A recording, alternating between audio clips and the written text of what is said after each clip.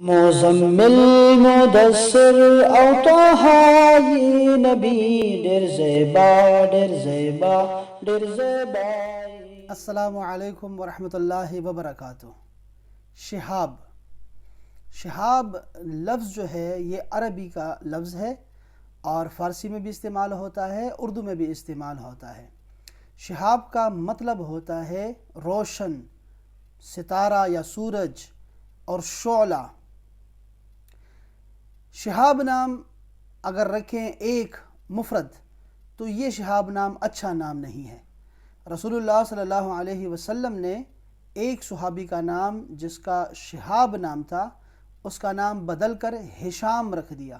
شہاب کا معنی تھا شعلہ، بھڑکنے والا، دہکتا ہوا، اور آپ نے نام رکھ دیا ہشام، اس کا مطلب بن گیا سخاوت کرنے والا. تو شہاب نام اگر رکھتے ہیں تو اچھا نام نہیں ہے، لیکن اگر اس کو آپ مرکب استعمال کریں اور اس کی نسبت کر دیں کسی چیز کی طرف، جیسے شہاب الدین، تو معنی بن جائے گا دین کا روشن ستارہ، دین کی روشنی، دین کا سورج، اور دین کا مطلب ہوتا ہے دین اسلام. تو شہاب الدین کا نام اچھا ہے، معنی بھی اچھا ہے، اور تصوف کے جو امام گزرے ہیں شیخ شہاب الدین سہروردی، پورے ایک سلسلے کے امام ہیں اور تصوف کی کتابیں لکھی ہیں جنہوں نے، ان کا نام بھی شہاب الدین ہے، اور اچھے اچھے لوگوں کا نام شہاب الدین گزرا ہے. اس کا تلفظ یاد رکھیں، شہاب ہے یہ لفظ، شہاب، شین کے نیچے زیر ہے.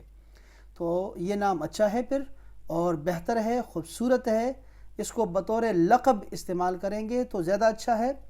نام جو ہوتے ہیں عرب لوگ کیا کرتے ہیں، دیکھیں رسول اللہ نے نام کیوں چینج کیا شہاب، اور ہم کیوں رکھتے ہیں؟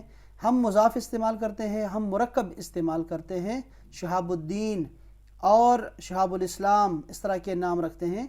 اور عرب جو ہوتے ہیں وہ ایک ہی نام رکھتے ہیں، جیسے محمد رکھ دیا، احمد رکھ دیا، عبداللہ رکھ دیا. یہ عبداللہ نام جو ہے یہ بھی ایک ہی معنی، ایک نام، بطور ایک نام استعمال کرتے ہیں، ورنہ ابراہیم، اسماعیل، یعقوب، یوسف سارے ایک ایک نام ہیں. تو مرکب نام رکھنا جو ہے یہ جائز بھی ہے اور اچھا بھی لگتا ہے، معنی اس کا اچھا بن جاتا ہے. تو شہاب الدین نام آپ رکھ سکتے ہیں اور ضرور رکھیں، خوبصورت نام ہے اور اس کا معنی بھی اچھا نام ہے، مطلب بھی اچھا ہے اس کا. السلام علیکم ورحمۃ اللہ وبرکاتہ.